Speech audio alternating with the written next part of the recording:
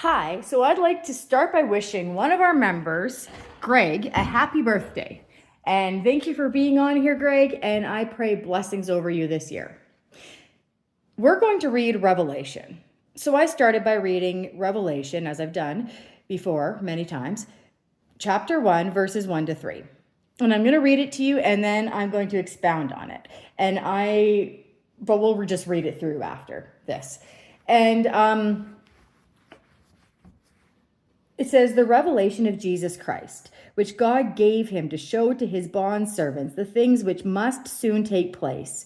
And he sent and communicated it by his angel to his bondservant John, who testified to the word of God and to the testimony of Jesus Christ, even to all that he saw.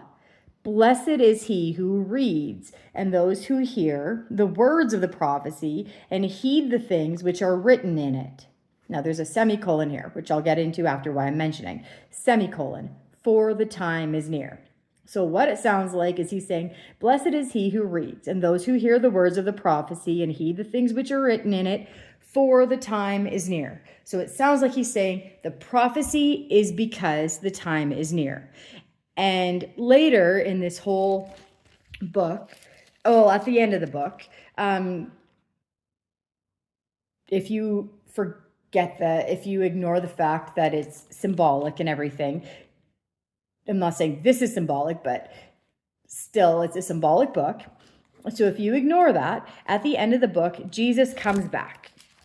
It's a little deeper than that, but that's where we'll go right now. Jesus comes back. So if you take the ending and go, this is what happens, then we look back at the beginning and we go, heed the things in it, for the time is near. Sounds like that's an explanation. The end isn't, the whole thing explains, or the beginning of the book just explains everything that's going to happen and that does happen. And that Revelation is a roadmap for everything that's happened. Now, while that sounds kind of dispensational or futurist dispensationalist or whatever, I don't hold to that view. So I'm not if you do not hold to that view, don't just go, oh, well, of course you're looking at it from that lens. That's not what's happening. But anyway, today when I was reading it,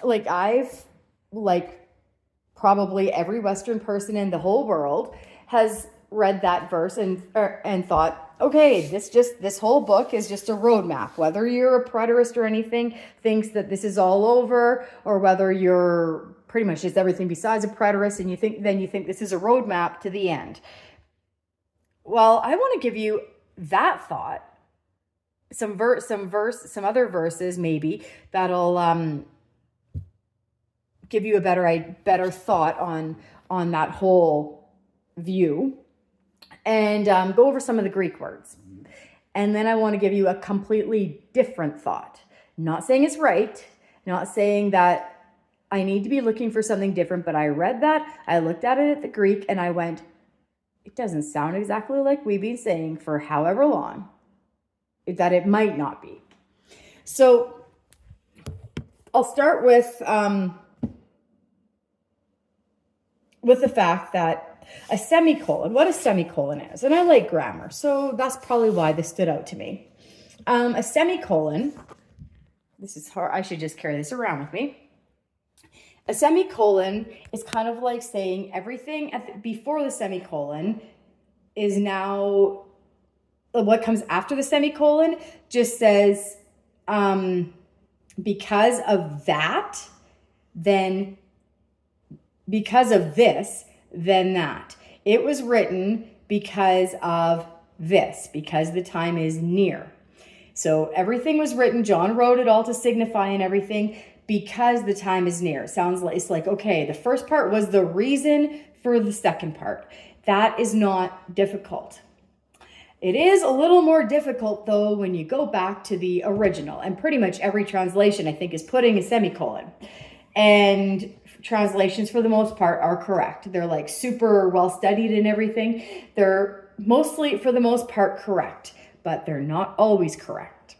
So back in the Greek, the original Greek that the King James Version was based upon, first, if you go to Abram Publications, it'll just tell you, like, specifically, it has the word, I don't know, ek, this doesn't make sense, this sentence, but ek, Cairo, genome, desthele, or whatever, and it tells you exactly what kairos is.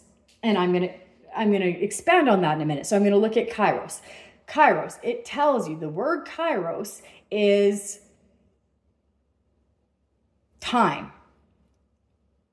Prophecy, I forget what the word is, but when it's a verb, let's say the word is, let's say, we'll say prophecia. We're just making things up here. Prophecia. When they translate it, they'll say that's to prophesy. It's a verb. And they'll say, oh, prophecia is to prophesy. So you end up with something like, this is of the story of the belonging to Jesus, who to Son of Man is the prophecy. And I'm just making that up. But anyway, that doesn't make much sense. That's how it goes it makes more sense, but that's how actual sentences go in Abram. Like they translate every word for word. And that's how it's helpful. Word for word. There's just no mistaking it. The word Cairo means specifically time. So it's translated as the word, or it doesn't, and I'm going to get to that in a minute, but time is translated to time because the word Cairo means something like time. But the word Cairo, we're going to start with that, which is translated into English in pretty much all versions as time, does not really mean time. So the verb Cairo, kairos, means period, kind of a period. There's no real English translation that's really good, but it means kind of like a period. So we're going to start right away with that verse and insert the word period. Or if it makes more sense, we're not going to necessarily insert the word generation. We're going to go with period. But in a period, think it's referring to, a period can refer to not necessarily like a period of time, but it's more abstract. Like it refers to what's in the time, if that makes sense. So it refers to, let's say, a generation. A generation is in the time of, let's say, a span of, most generations are a span of 30 years tops, maybe 40. And so in the span of 40 years, there's a generation. But generations mean multiple things. It doesn't just mean the 40 years. And but it also means the people in the 40 years. But it doesn't just mean those specific people. You can have, generation can mean different things. Like, as my boys would know, a generation of vehicles, like the second generation, is not a time frame of people, but it's a different time frame than let's say millennial. It's a different time frame than millennial. It's its own generation. Doesn't go by people generations. It goes by car generations or truck generations. And so the word generation implies that. And like, I forget if I have the right generation here, but millennials, they're kind of the more like analytical, not black and white generation, is like, let's say, the baby boomers. They're more like, and they're more touchy-feely. They're more in tune with their feelings. They don't just go, feelings mean nothing. That's a generalization sort of, but feelings mean nothing. They kind of are more touchy-feely and a little more politically correct. And then that happens more as we go along in the generations. And they're kind of, if someone says the millennial generation, you just automatically kind of think of like more computers, more coming into play more often, more prevalent, and technology just really vamped up and everything. You kind of think about all those things of a generation. You don't just think about 1980 to 1999 kind of thing, whatever. You don't think just of that generation. Well, the word kairos means several things, and it's not just a time, a certain time. So what we're thinking, if we're thinking along the lines of what Revelation has always been explained to just about everyone. It's that Jesus is coming back. The whole book of Revelation is in regards to Jesus coming back. And so then we're like, okay, so the book, the things that John writes are written because they're going to help a specific period of time. And we're like, okay, and we're like, let's say, I just use this example because I know it. Dispensational millennialism, whatever it's called, futurism, says that the people it's specified for, it's just like pretty much Christians that live in the late 2000s sometime, or the late, whatever, that they live in the 2000s. That's what it makes, basically what they would kind of say that means if they looked deep into those words. And, so yeah, for the time is near, and they would say near is relative, or it's just figurative. It just means not near to when John wrote, because just to make it simple, we're going to say John wrote in 90 AD, like at the very latest. He wrote in 90 AD. And so it's like, oh, well, this book obviously is not written for the people within a generation or around the time of 90 AD. It's written for a 2000 and some generation. That's what it's written for. So we all have the idea that this is giving a timeline of when Jesus is going to come back. So when you see all these signs and everything, I'm not saying this is correct, but when you see all these signs from this view, then that's when you know that the generation, that everything they talk about in Revelation is about to happen and Jesus is going to come back. That's what that colon in it, even though that's what it's saying, just in that colon kind of. Everyone thinks that this relates to Jesus coming back because he wrote, because Jesus is coming back, and we need to know it because Jesus is coming back. Now, the word, the one that we say the time is near, for near, I looked that word up, and I'm going to be shorter, that's agus, or agus. And that word means not even, as we translate it near, and we kind of think along the lines of it's going to happen soon or whatever. That's kind of what we think for the most part. But the word near, which I looked up on Abram Publications, the word near does not mean that at all. It's not really a reference to time. I mean, I guess sometimes it could be used that way, but for the most part, agus had more terms like proximity to something, nearby, near, akin to, which is a little different, but still akin to. That's not a time thing. Akin to isn't really, I guess. Yeah, it's not really. And so all of their definitions of agus, which is translated in most of our Bibles as near, the time is near, is more like, let's say, something that's physically near you, proximity. So if we translate this another way than what we usually do, if we take out that semicolon, then this is how it reads. It reads, again, summary, but still basically close to word for word. Verse 3 of Revelation 1. John wrote all these things in this book. Listen to them. He wrote them for the people, or the period, as we know, could be a generation, could be whatever. Some people with some certain mindset in this, pretty much everything in the Bible is written for Christians. So we say, he wrote this for the time period, or for the people that are nearby. Gives a total different meaning. Not saying that's what it was meant.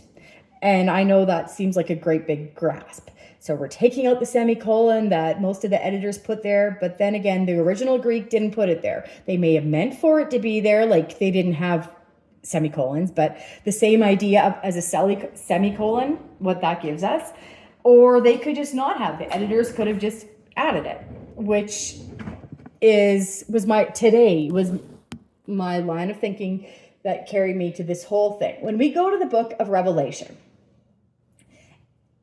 it depends, of course, on your eschatology, how you see the book of Revelation. A dispensationalist millennialist, or whatever they're called, would see it all as this is a road book for all the people that are left behind in the tribulation, how to get through. And then it's a timeline because it's telling when the tribulation begins, which would be Revelation chapter 3, verse 10-ish.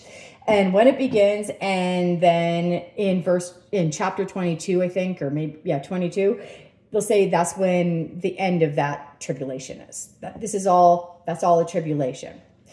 And that's with a semicolon in it, because it makes sense. It's English, right? But then, and to a historicist, let's say, is still a roadmap, still leads from the people right after Jesus' time to whenever Jesus comes back, which is still thousands of years after Jesus lived on earth. So we can see it with the semicolon gives us that whole idea, just that little semicolon, or a colon is in some other versions. But if we take that semicolon out, it means a total different thing. It's not saying that now this hinges upon this. This is because this happens. It's because of this. It doesn't say that at all. Let's say I have a present and I'm going, this is for you, or this is for that, or this is for him, whatever. It's just me. I'm giving something to somebody. I'm doing something that regards a certain person, not because of a certain reason. I'm just doing it. And for these specific people. Sometimes there's a reason, but it's just for these specific people. So the way it would be kind of without the semicolon, would be more like I'm writing this for these people. Like it doesn't, like it's, this, whatever I'm writing, whatever John was writing, was meant for a certain people, or certain people in a certain time. Or even saying like, I'm giving a broadcast for, well, usually it's for like, I'm giving a broadcast to help a certain group of people, or for the entire world, but it's belonging to someone. It's going to someone. It's not because of something. It's going to someone. This is for, even like this, for this, a bike is for riding. For riding. A bike, that's what its purpose is. For shows purpose. Yes, partly I just wanted you to know what I found today, but partly I want you to know that when we read Revelation, this is giving a total different way of looking at it. You're not going to be necessarily saying this is just a roadmap for because people thousands of years later need a roadmap to when Jesus is going to appear. There's people, as we all know, it doesn't matter who you are. If you know the Bible, you know that Revelation, no matter if you think that the main reason is because it's just a roadmap for when Jesus comes back, you know that there's like edification and stuff. And it's speaking to people who are being tortured and stuff for their belief, that it's giving them encouragement. And we know it's for like other things than just a roadmap. But when you go into it thinking it's just a roadmap, it's very an egocentric view and a very Western view. And it's not really edifying it's just edifying you, or maybe the people in like your very select age. It's not referring to everyone over time that's ever had to be tortured or whatever for their faith. It's not really referring to that. They might sprinkle an odd thing in, but it's mostly just for the people in the tribulation, for the people just before the tribulation, the Christians then. It's very select. But if you're looking at this through the lens of, yeah, it does lead up to Jesus coming, but it's more of a theoretical idea that Jesus is coming, but this isn't like literally going to lead up to Jesus coming. We can't say, take chapter 1 of Revelation and say, okay, this happens, and then chapter 2 happens, and then and then chapter 21 happens, and then Jesus comes.